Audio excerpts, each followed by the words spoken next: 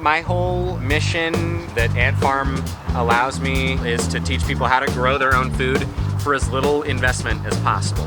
The biggest investment is time and sweat. I would much rather spend those things because it's good for you than to spend money out of your wallet, especially now with how expensive everything in the food industry is becoming. People will go and buy like bagged soil mixes. A lot of it is peat moss based. Peat moss comes from the harvest of peat bogs, and you can pretty much only harvest a peat bog once every like 60 to 80 years.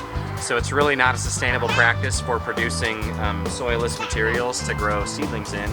Part of the amazing things about compost is that it has the perfect texture to be making your own seedling mix at home. You're gonna get a lot more and a lot healthier plants if you're able to start them indoors in February and March. I mean, a lot of the methods that people know about for maintaining their gardens are actually not good for the microorganisms in the soil.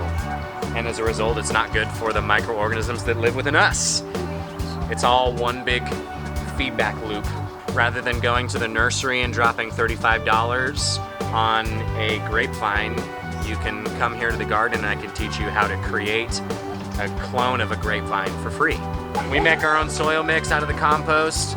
The bacteria and the fungi that live in these piles create a perpetual culture that keeps re-inoculating the new ingredients that you put into the pile.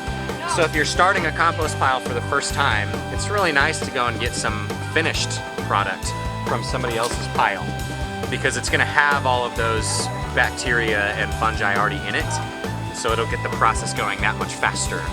I remember the first compost pile that I made on my farm, it took probably 2 months before it started to get hot the first time. But now, since I'm composting in the same area, and I always add a little bit of finished compost to my pile, it gets going immediately, like within the next day. I give it away to neighbors and community members and whoever wants to share in the bounty. Once you start producing tons of it like this, there's always gonna be plenty to share. Just take this stuff and put it on top. That's really it.